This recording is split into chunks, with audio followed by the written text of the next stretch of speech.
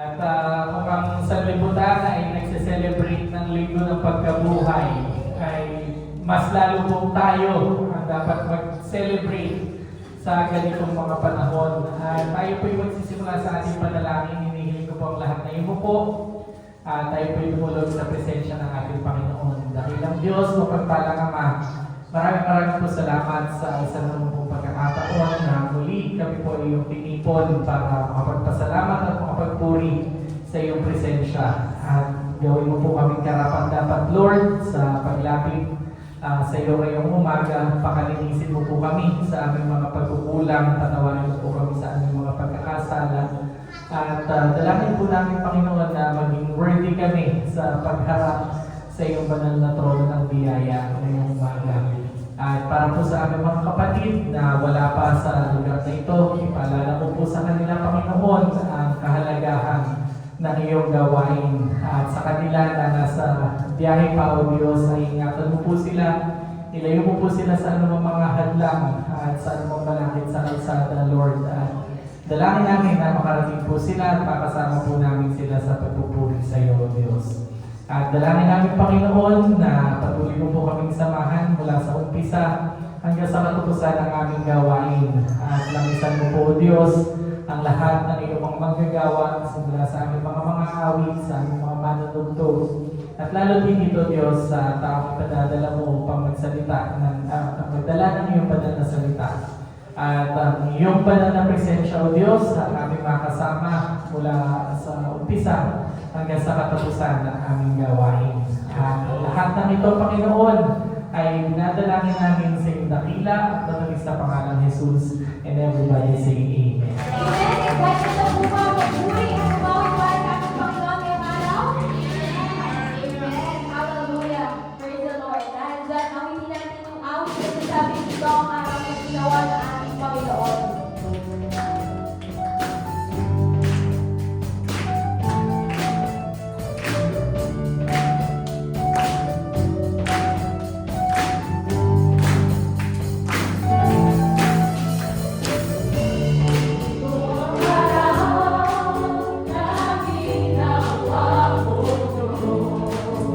Ako magsasaya at pumupuri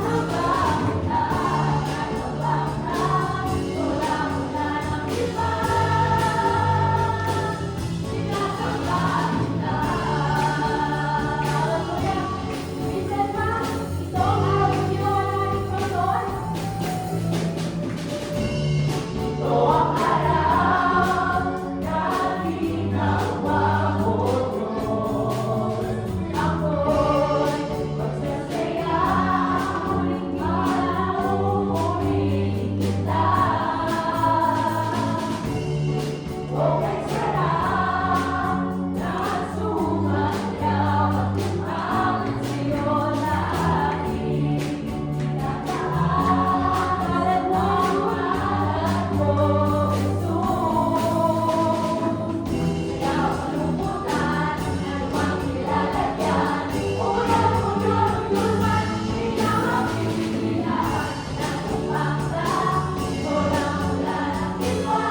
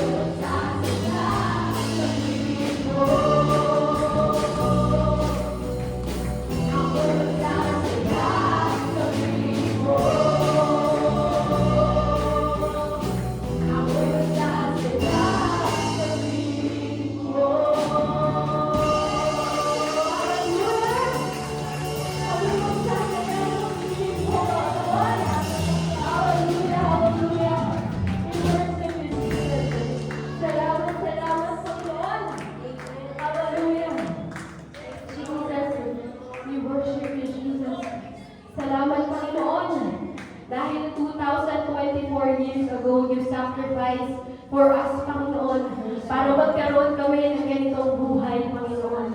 Kaya maraming salamat, Panginoon. Hallelujah, sa pagmamahal at pagsakripisyo mo sa bawat isa sa amin, Panginoon. Hallelujah. Jesus. We worship you, Lord.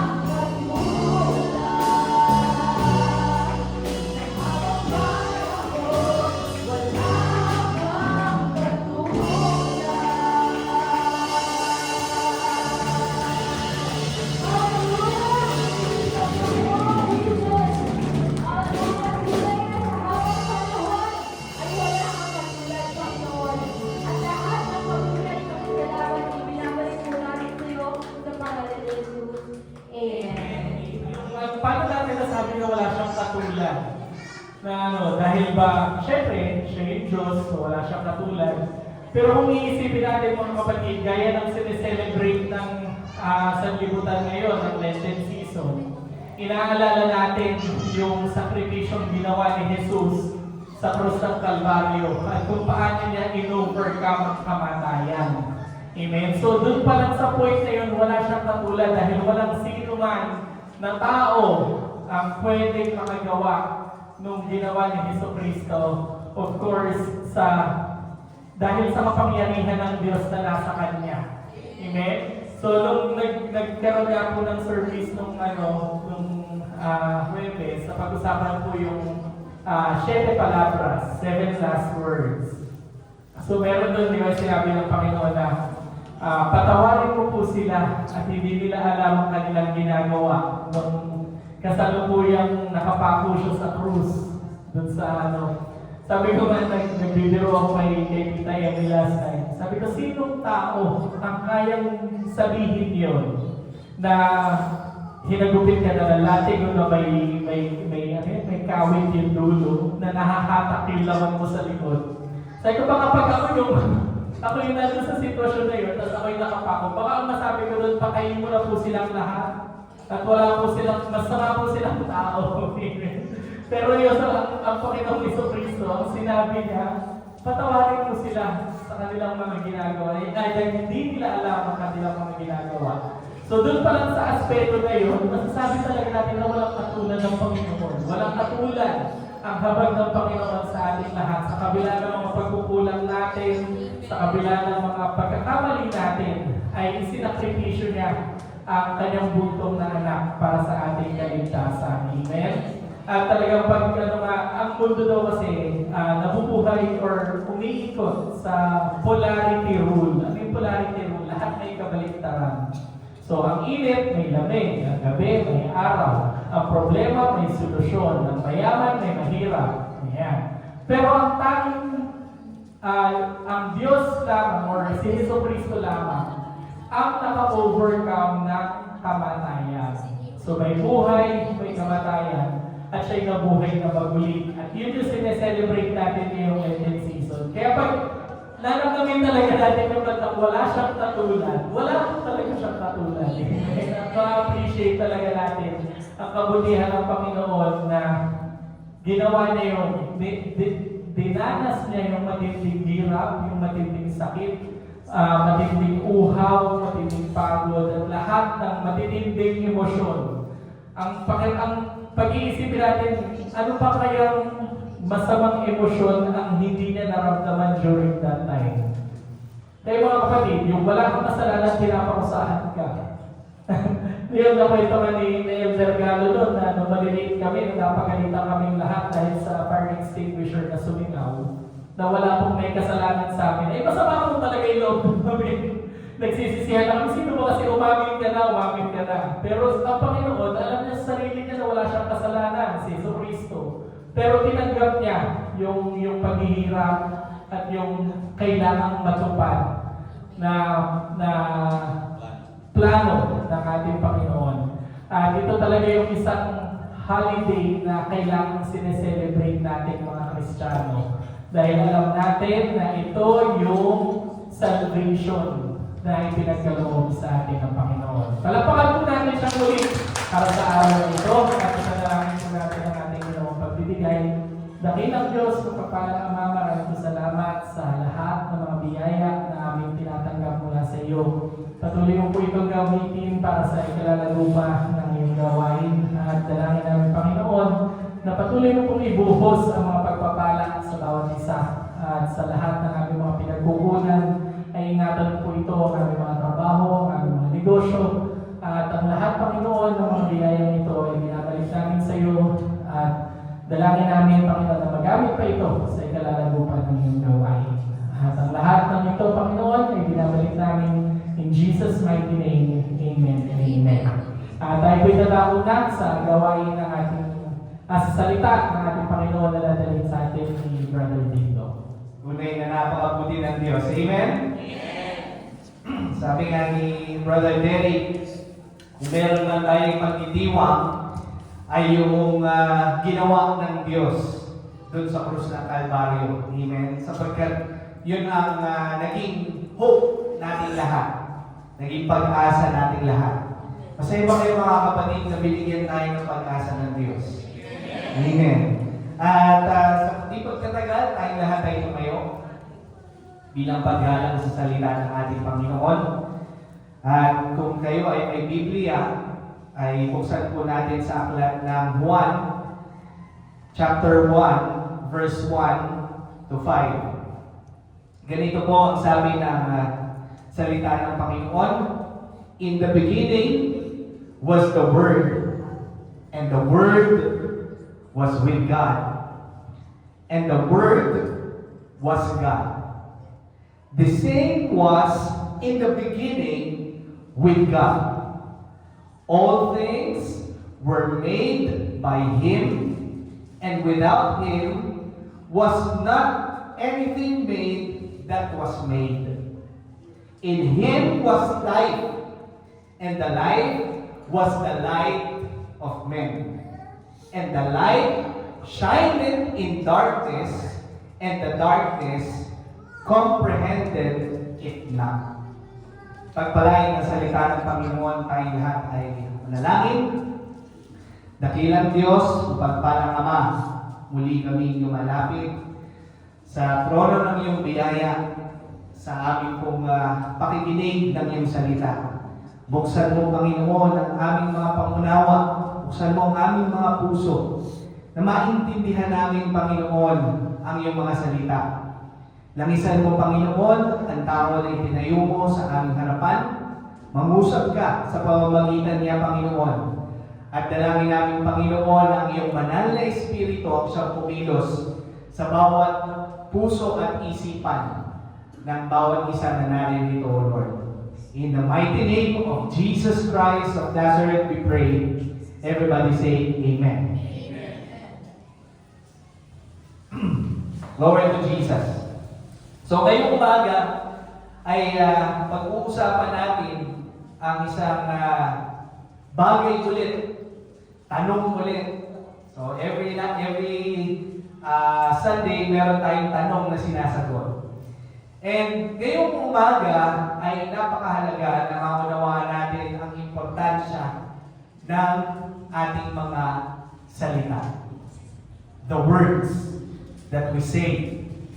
Sapagkat yung tanong na ating sasagutin is, do I worship God well with my words? Do I worship God well with my words? Yan. So, sa tingin nyo mga kapatid, do you worship God well with your words? Talaga bang sa ating mga salita ay lubusan nating napapaluguran at nabibigyan ng kaluwalhatian ang Diyos sa ating mga salita? Now, kung sa ating binasa, kung ating uunawain, ang sabi doon, in the beginning, sa pasimula ay ang verbo. Verbo is the Greek word for word. In the beginning was the Word, and the Word was with God, and the Word was God. So, ibig sabihin mga kapatid, ang salita ay napakahalaga at ang salita ay napakamakapangyarihan sapagkat dito sa talatang ito ipinapakita na ang salita ng Diyos na nasa kanyang isipan pa lamang ay kanyang sinalita at yung kanyang salitang yun ay mismo siya na ating Panginoon. In the beginning was the Word, and the Word was with God. So nasa Kanya, and the Word was God. So ibig sabihin mga kapatid, ang salita, ang kahulugan, or ang origin ng salita mga kapatid, ang pinagmulan itong words mga kapatid, ay walang Diyos. Ngayon, nasabi niya dito, the same was in the beginning with God. All things were made by Him. Lahat ng mga bagay ay ginawa sa pamamagitan niya. Alam natin mga kapatid kung paano nagsimula ang lahat ng mga bagay sa pamamagitan ng salita ng Diyos. Na siya mismo may kapangyarihan at siya mismo Diyos. Ang sabi niya, let there be light. And there was light. So sa pamamagitan ng salita ng Diyos, napapangyaring lahat ng mga bagay at ginawa ang lahat ng mga bagay sa pamamagitan ng salita ng Diyos. At ang sabi niya doon, without Him was nothing made that was made. In Him was life. So ibig sabihin mga kapatid, sa Diyos, sa salita ng Diyos ay mayroong buhay. Hindi po ginawa ang salita ng Diyos para magbigay ng kamatayan, kundi sa salita ng Diyos mayroong buhay. Naniniwala ba kayo doon mga kapatid? Amen! Kung hindi nagsalita ang Diyos, ginawa, nilikha ang lahat ng mga bagay, tayo mismo na hiningahan ng Diyos, wala tayong buhay. Wala tayo dito ngayon. At ang sabi niya dito, and the light was the light of men. Itong buhay na ito mga kapatid, hindi lamang sa buhay ng laman, kundi yung buhay na walang hanggan na ipinangako ng Diyos sa pamamagitan ng kanyang salita na nagbigay rin ng buhay sa atin sa pamamagitan ng ating Panginoong Hesukristo na sa pasimula pa'y nandun na sa isipan ng ating Panginoon na siya niyang gagawin para tayong lahat ay bigyan ng buhay. Naunawaan natin yun mga kapatid. Jesus Christ, sa simula pa lang, ano na yung plano ng Diyos na maganda para sa bawat isa sa atin. Na tayo ay bigyan ng buhay. At Jesus Christ is the manifestation of the full goodness and love of God to mankind. Ang ating Panginoong Hesukristo. So, itong sineselebrate na ito ng ating ng sanlibutan mga kapatid, ito ay nagsimula sa isipan ng Diyos at sa kanyang salita. Kaya napaka-importante na maunawaan na ang salita ay napakahalaga sa Diyos. Words is very important to God because it is made by Him and for Him. And sabi nga dito, and the light, in Him was life, sa word, in Him was life, and the light was the light of men. So yung salita ng Diyos, ang ating Panginoong Hesukristo ang naging ilaw nating mga tao. At sabi niya, and the light shineth in darkness. So yung ilaw na yun mga kapatid, yun ang naglumiwanag sa kadiliman. Sapagkat ang katotohanan, ang bawat isa sa atin ay nasa kadiliman nung hindi pa natin nakikilala ang ating Panginoong Hesukristo. We are all in darkness. We are doomed. Tayong lahat ay nakatakdak na mamatay at hatulan dahil sa ating mga kasalanan. Nandun tayo sa kadiliman mga kapatid. Subalit doon sa salita ng Diyos na yon, na nahayag sa laman sa pamamagitan ng ating Panginoong Hesukristo na ipinako doon sa krus, ay nagkaroon tayo ng ilaw. Nagkaroon tayo ng liwanag. Nagkaroon tayo ng pag-asa. Nagkaroon tayo ng buhay.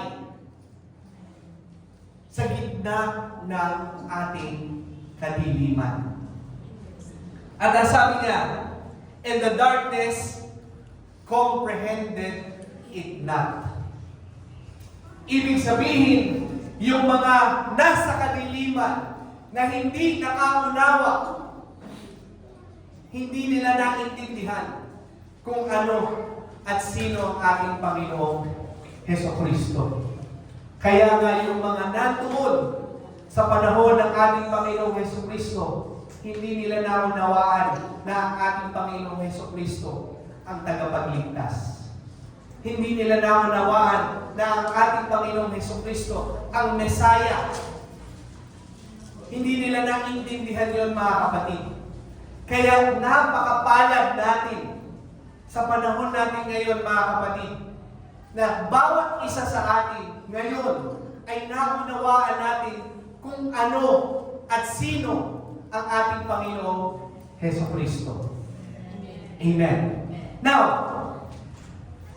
ang pagkakatawang tao ng ating Panginoong Hesukristo, yung salita na yun na nahayag sa laman, ang ating Panginoong Hesukristo, ay mayroong napakahalagang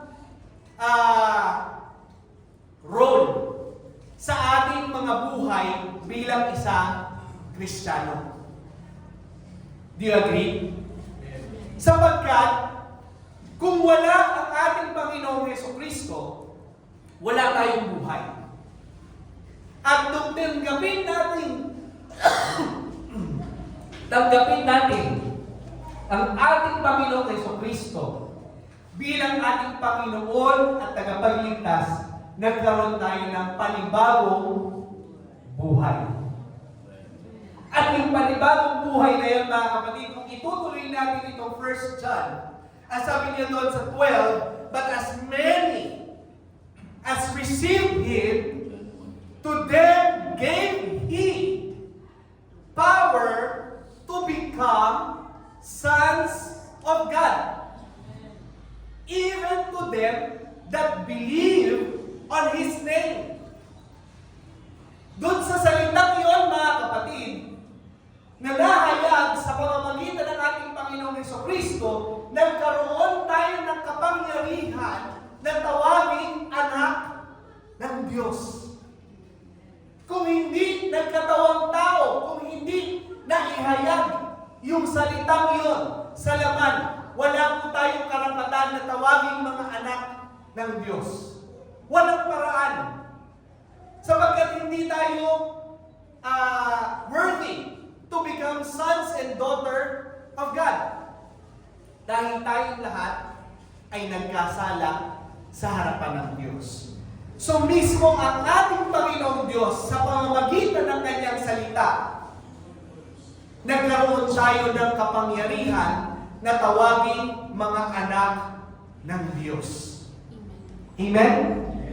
Now, bakit mo sinasabi yan, Brother Dom? Para maunawaan natin, mga kapatid, na ang ating mga salita ay mayroon talagang mahalagang bagay or role sa atin bilang Kristiyano, bilang anak ng Diyos.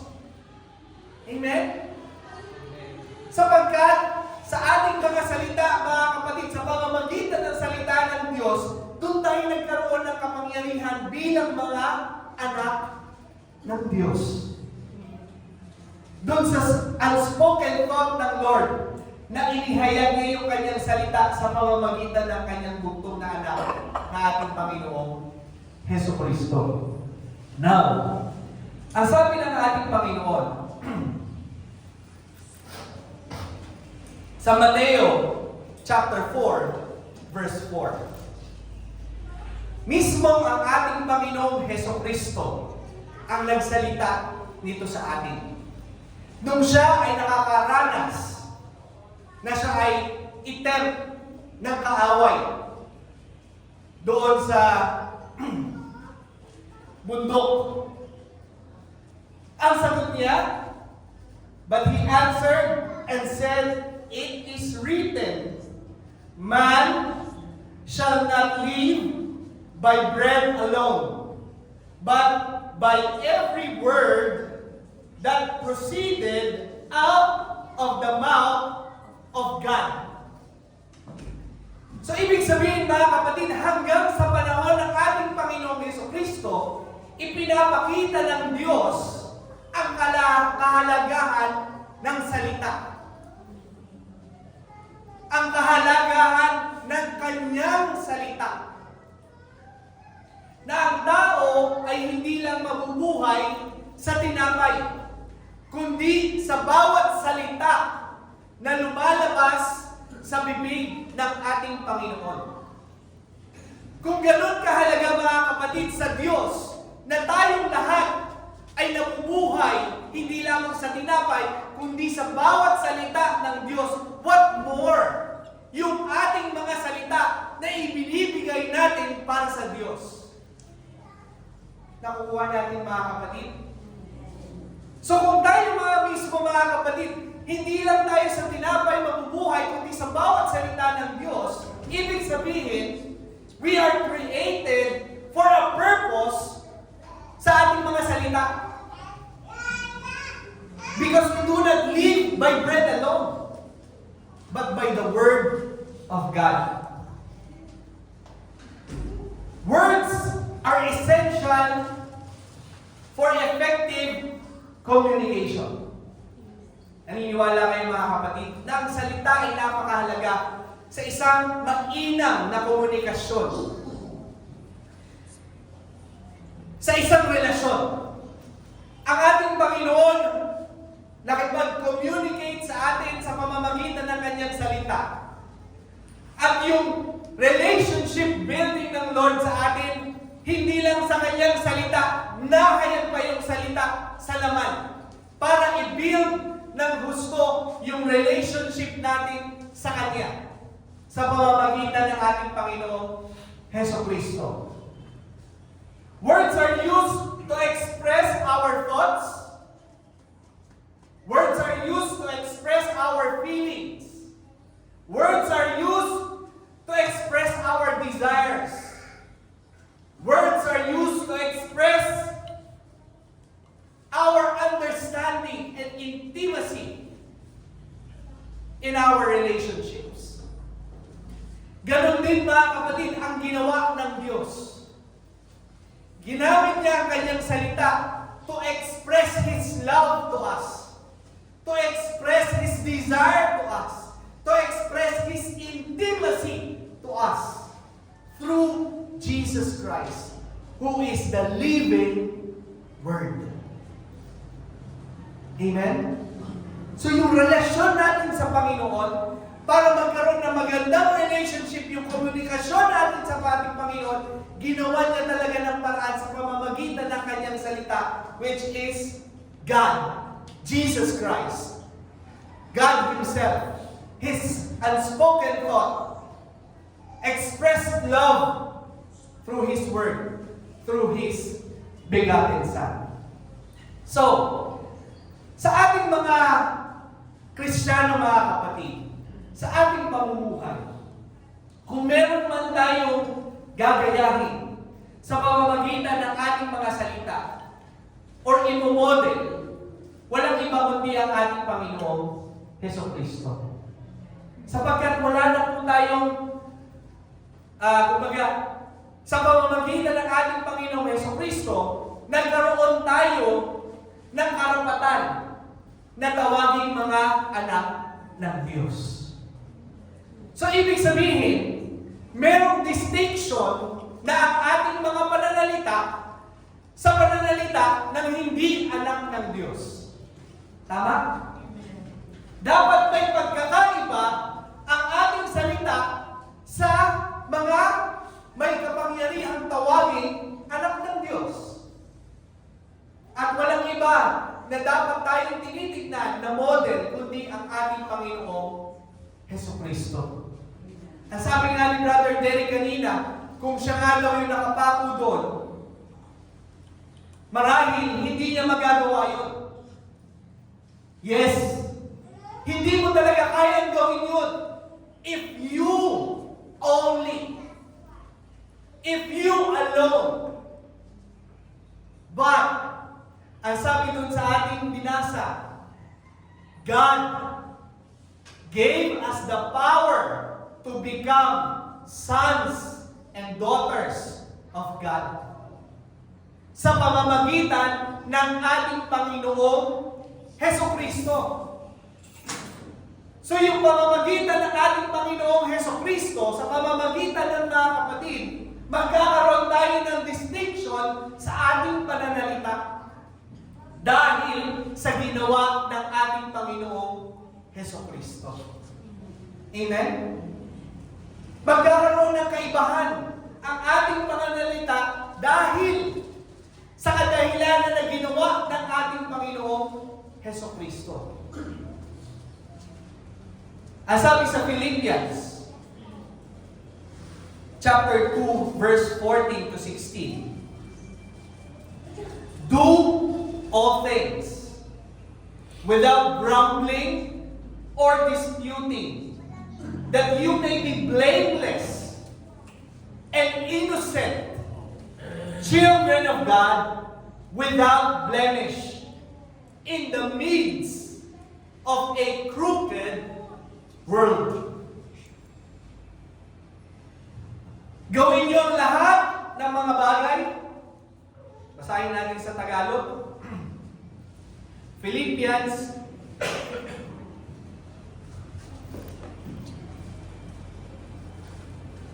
para mas maganda.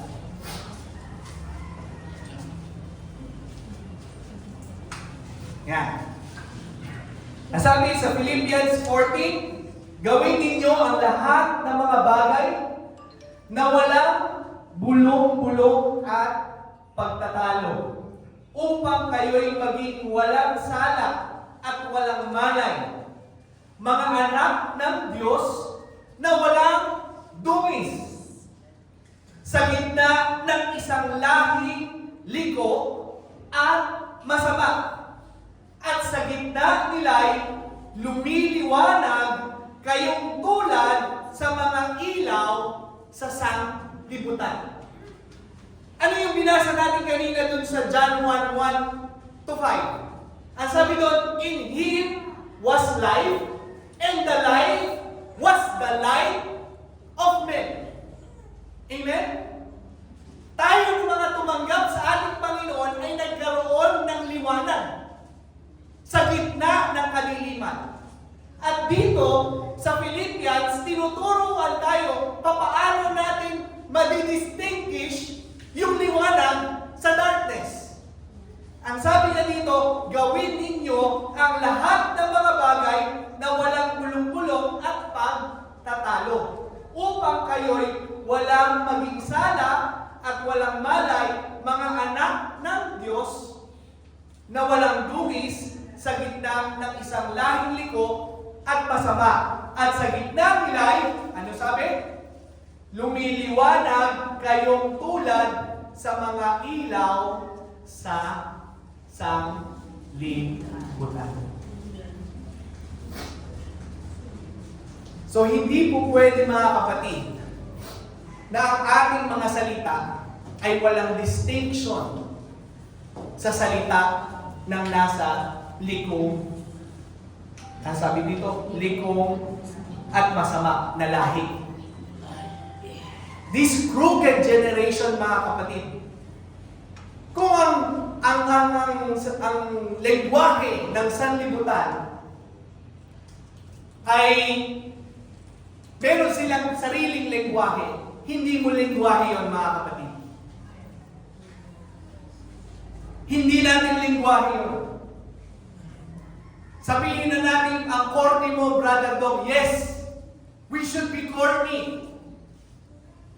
Because we should not be pleasing men, but we should be pleasing God. Because we are children of God. Amen? So in this crooked world, mga kapatid, there should be distinction in our words.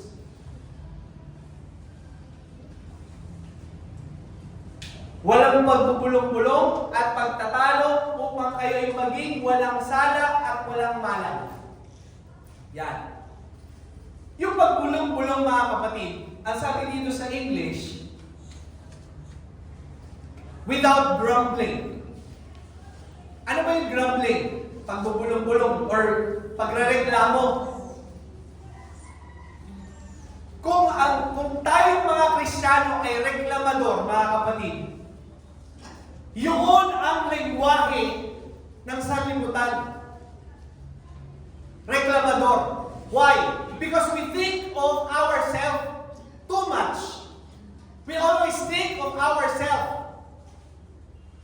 We are selfish. The world is selfish. Ano yung gain na makukuha ko? Ano yung dapat na nakukuha ko? Ano yung meron dapat ako? Kaya nagre-reklamo tayo. Pero ang sabi ng Panginoon, huwag daw tayong maging tulad sa sanlibutan. Walang pagre-reklamo, pagpupulong-bulong, kundi gawin ang lahat ng mga bagay nang walang pagreklamo, pagbubulong-bulong. At ang sabi dito, no grumbling or disputing or arguing. Mga kapatid, discussion is different from argumentation. Discussion is different from arguing. Discussion is different from disputing. Sa aming mga preachers, nakakatuwa ko na masasabi ko we have healthy discussions. At sana mga kapatid, manatili sa amin na mga preachers ang ganitong espiritu na meron kaming healthy discussions.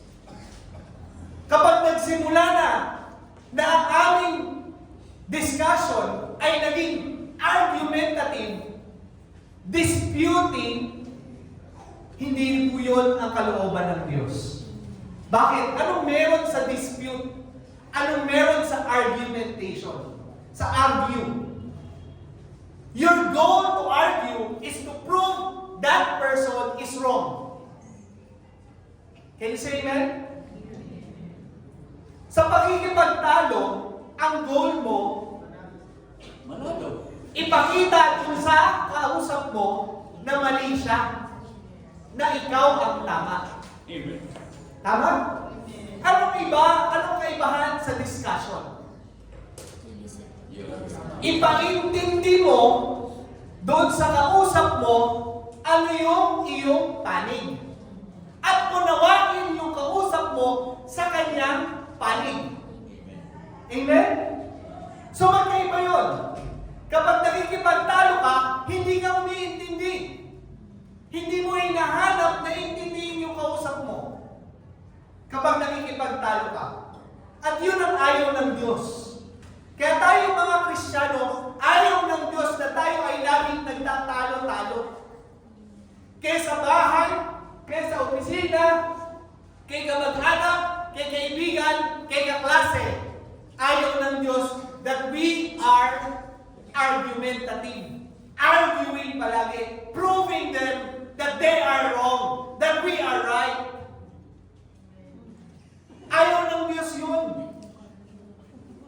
Sapagkat hindi yun ang lengguwahe nating mga Kristiyano. Ang lengguwahe nating mga kapatid ay without arguing, without grumbling. That the light of God will shine in this crooked world. Palakpakan natin ang ating Panginoon. Another thing mga kapatid, avoid corrupt conversations. Avoiding corrupt conversations. Ephesians 4:29. Let no corrupting talk come out of your mouths, but only such as is good for building up. Yan. Napaka-importante nito mga kapatid. Avoiding corrupting talk. Ano ang corrupting talk mga kapatid? Chismis. Gossip. Marites.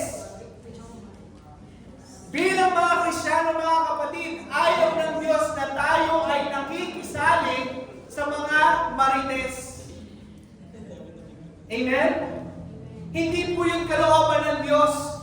Ano ang sabi dito? Let no corrupting talk come out of your mouth, but only such as is good for, para saan? Building up. So, ibig sabihin, sa pagbibigay ng papuri, sa pagbibigay ng pagbibuild sa tao, hindi sa pagsira sa tao, hindi sa pag-criticize sa tao. Amen? Ano na sabi niya dito? But only such as is good for building up, as fits the occasion, that it may give, ano? Grace. That it may give, basahin natin. Grace. Sabihin nyo, that it may give grace. So, kapag nagsasalita ba tayo mga kapatid, meron bang grace? May biyaya ba sa ating pagsasalita? O laging ganito lang yung biyaya? Ano sabi niya nun? To those who hear and do not grieve the Holy Spirit of God, by whom you were sealed for the day of redemption. Paano nagiging gano'n mga kapatid? Ano yung kadahilanan? Bakit nagiging gano'n? Yung kasunod. Let all bitterness and wrath and anger and clamor and slander be put away from you. So, ibig sabihin, para maiwasan natin ang chismis, para maiwasan natin yung paninira, or hindi pagbibigay ng magandang account sa iba, iwasan natin itong mga bagay na to.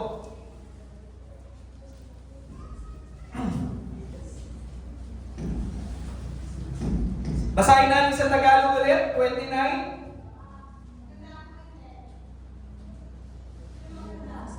Anumang salitang mahalay ay huwag lumabas sa inyo, kundi ang mabuti ikatitibay ayon sa pangangailangan upang makinabang ang biyaya ang mga nagsisipakinig. At huwag ninyong pighatin ang Espiritu Santo ng Diyos. Bakit napipighati ang Espiritu Santo ng Diyos? Kapag tayo ay, ano nangyayari? At huwag ninyong bigatin ang Espiritu Santo ng Diyos na sa Kanya kayo'y tinatakan hanggang sa karawan ng pagkakatubos. Ang lahat ng kapaitan at kagalitan at pagkakaalim at kadaldalan at paglilibak ay mga alis nawa sa inyo, pati ng lahat ng masasamang akala.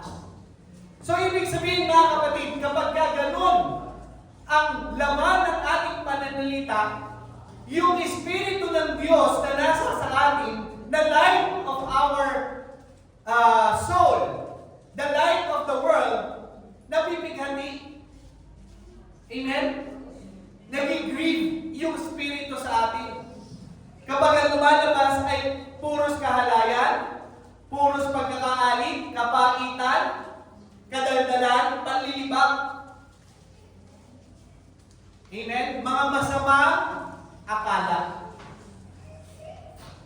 Ano yung masamang akala? Chismis pa rin. Amen? Kaya mga kapatid, kapag meron kayong iniisip, mas maganda i-verify nyo dun sa taong may concern. Kung meron kang iniisip na hindi maganda, kausapin mo, lapitan mo siya ng may pag-ibig. Hindi para siya ipahiya, kundi without arguing, kundi discussion. Discuss mo sa kanya. Amen? So avoid corrupt conversations. Ano yung nakakapag-corrupt? Bitterness, anger, hatred. Ano pa? slander. Yan. Alisin daw natin yan sa ating mga pananalita. Minsan mga kapatid, nagiging way of life natin kasi. Can you say amen? And ito, guilty po kami. Masasabi ko pong guilty kaming lahat na Dries. Sapagkat meron pong isang kapatid na natisod sa amin dahil sa aming pagiging mapagbiro. But sometimes, we thought it's just okay. Because we're just joking. Pero mga kapatid, sabi dito, it's not. Corny, yes. You can be joking without hurting others. Amen. So, napakaganda yung natutunan ko dun sa school ng aking mga anak. Nung sila ay nasa kindergarten, ang laging tinuturo ng kanilang teacher, no hurting jokes. No hurting jokes. Kasi minsan mga kapatid, yung joke, siya sa iniisip natin, hindi tayo nakakasakit. Iniisip natin okay lang kasi biro lang naman. Pero sa totoo mga kapatid, it corrupts our spirit. Kapag ka nagiging part of our lifestyle. Kaya hindi po pwede mga kapatid na pag tayo lang. Tayo lang naman eh. Wala naman yung nakakarinig. Hello? Kasi kapag ka nasanay ka, nakasanayan mo, madadala mo sa labas. At kapag nadala mo sa labas, probably, merong makasakit. Merong masaktan. At hindi po tayo magiging ilaw ng sanlibutan. So, mas gusto ng Panginoon na kahit tayo lang, walang hurting jokes. Walang corrupt conversations. Palakpakan natin ang ating Panginoon. At sa totoo lang mga kapatid, mas higit nga eh, na dapat kapag tayo lang, no corrupt conversation. Kasi tayo na yun eh. Diba? So, nawa ay tulungan tayo ng Panginoon sa bagay na yun. James 3:8-12. Controlling our tongue. Nasabi dyan, but no human being, yan, basahin natin, napakaganda nitong talatang ito. But no human being can tame the tongue. Wala daw tao na kayang mag-control, magpigil ng kanyang dila. It is a restless evil. Restless evil. Ibig sabihin, walang tigil. Full of deadly poison. With it, we bless our Lord. Yung ating daw mga dila, sa pamamagitan daw nito, we bless our Lord and Father.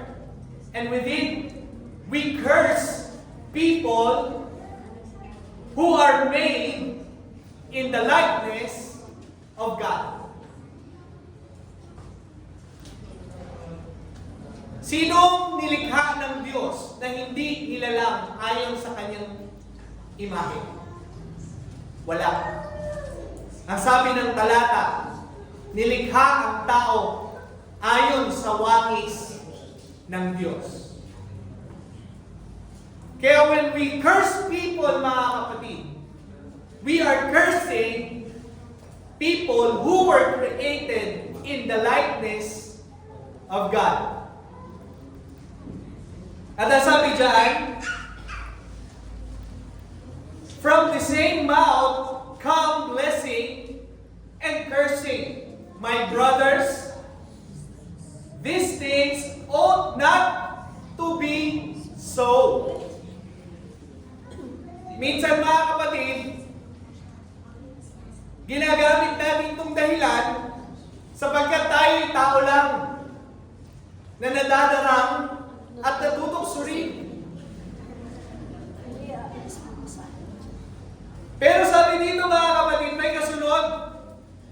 For the same mouth come blessing and cursing, my brothers. These things ought not to be so. Hindi daw pala dapat ganun. Kahit na tayo ay tao lang, na nadadarang at natutoksurin, hindi pa rin daw dapat ganun. Sabi niya. At sabi niya, does spring pour forth from the same opening both fresh and salt water? Lumalabas ba sa isang bukal ang tubig na maalat at tubig na matamis? Sa isang bukal ba lumalabas yun? Pwede ba daw lumabas sa isang bukal? Sa isang opening, yung maalat at matamis? At ang sabi niya, can a fig tree, my brothers, bear olives, or a grapevine produce figs? Neither can a salt pond yield fresh water. So, ibig sabihin mga kapatid, meron talagang distinction yung ating pananalita. Meron talagang dapat na pagkakaiba ang ating mga salita sa salita ng sanlibutan.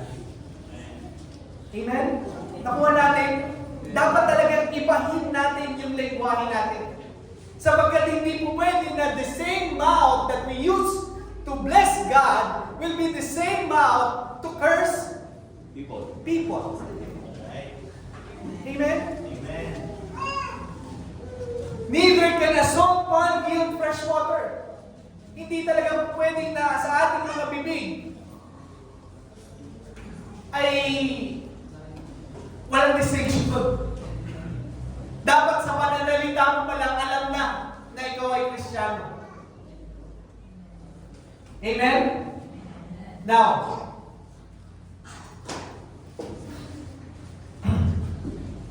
in Colossians chapter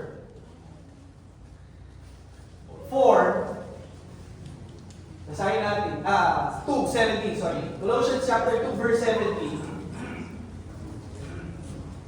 Whatever you do, inuna, in word or in deed. Ano sabi? Do it all in the name of the Lord Jesus. Ano kasunod? Giving thanks to God the Father through Him. Kaya sabi ko kanina, sabi ni Brother Derek, hindi niya kaya na sabihin sa mga tao na Ama ko, patawarin mo sila sapagkat hindi nila nalalaman ang kanilang ginagawa. Hindi natin yan magagawa, mga kapatid, kung sa ating pag-iisip ay gagawin lamang natin sa ating mga sarili. Subalit doon sa pag-ibig ng Diyos na ibinigay sa atin, na lubos nating pinasasalamatan, na lubos nating ibinibigay ng gratitude sa Diyos. Sabi niya dyan, whatever you do, in words or in deed, do it all in the name of the Lord Jesus Christ. Because through Jesus Christ, you will and you can do everything. Hindi sa sarili nating galing, mga kapatid. Hindi sa ating sariling mga lakas. Hindi sa ating sariling abilidad.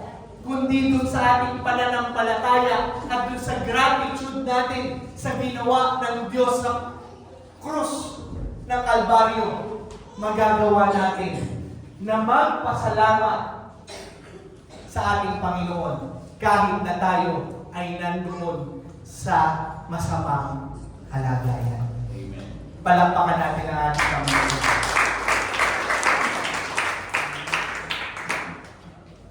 Kahit na ikaw ay pinaratangan ng masama, kahit na ikaw ay pinagbintangan, kahit na ikaw ay inalimusta, kahit na ikaw ay kung ano ka man ang ginawa sa iyo sa sanlibutan, you can do it through Christ who will give you strength.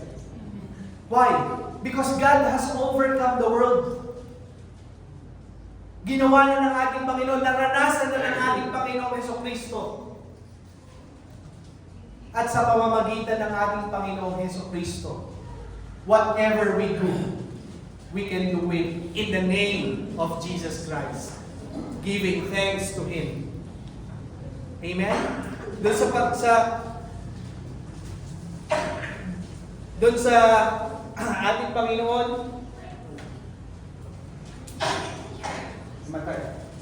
doon sa ating Panginoon na ginawa na lahat ng mga bagay. Wala rin. Anyway, malakasan mo yung boses ko. Ginawa ng ating Panginoon sa ating lahat.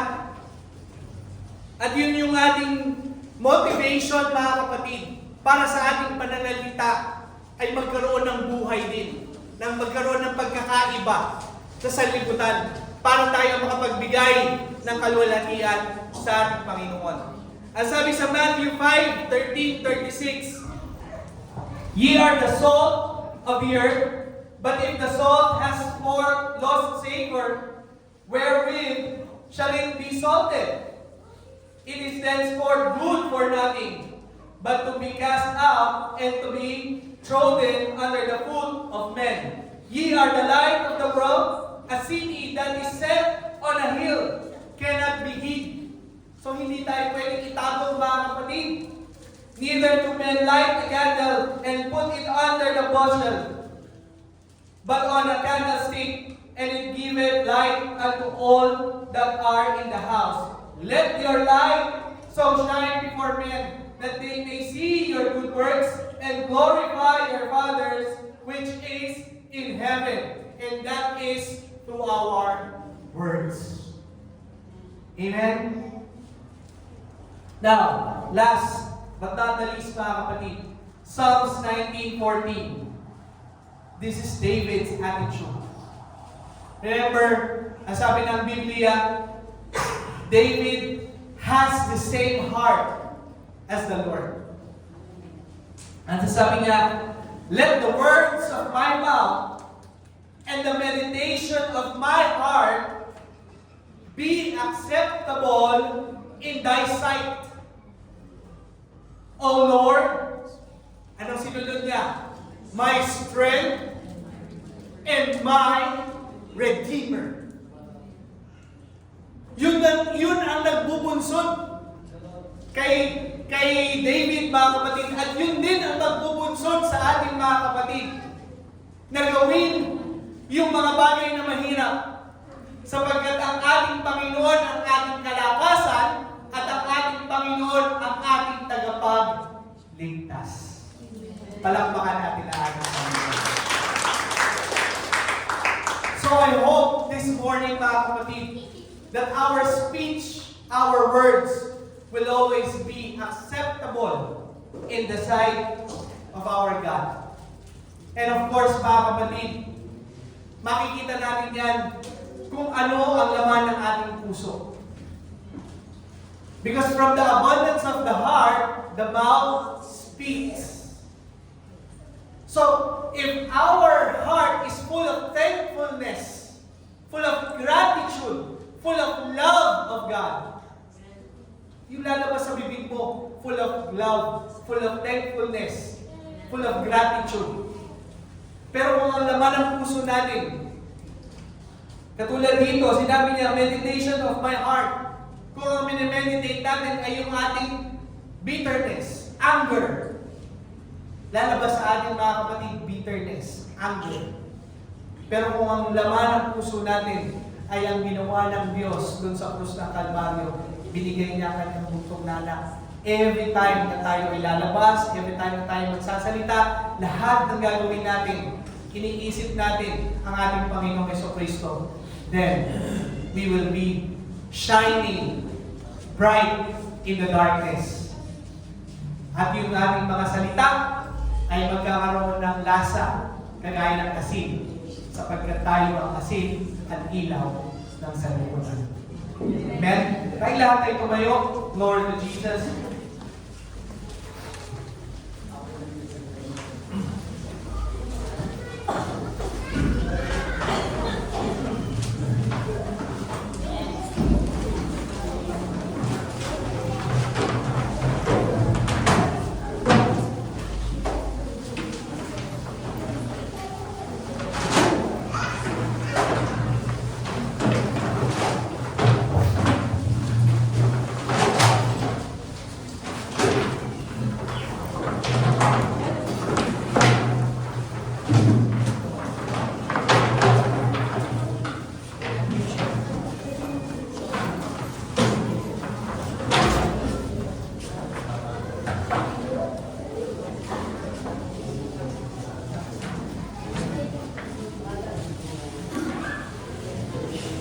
Glory to Jesus. Hallelujah. Pagpalay-malayan natin ang salita ng ating Panginoon.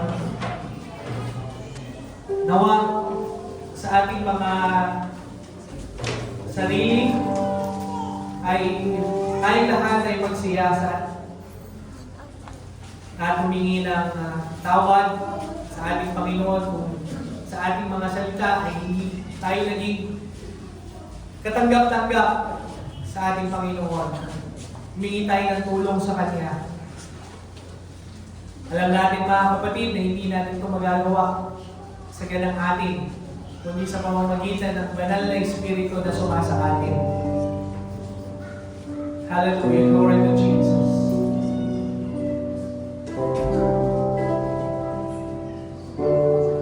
Pasiyasan tayo sa ating Panginoon.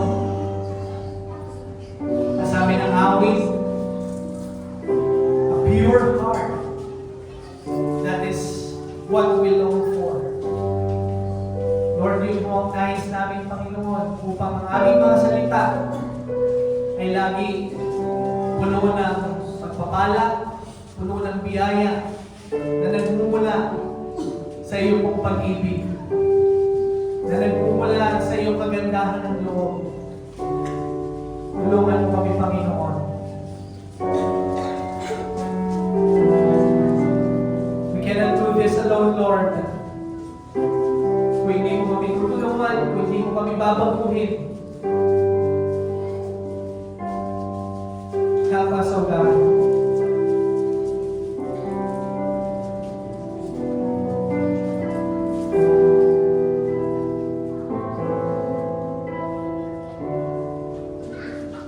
Pusong dali sa iyo, God. Aming nais, O God.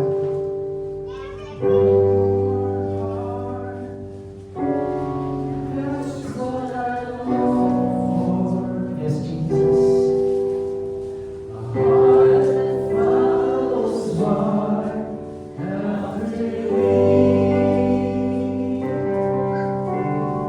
Your heart, that's what I long for.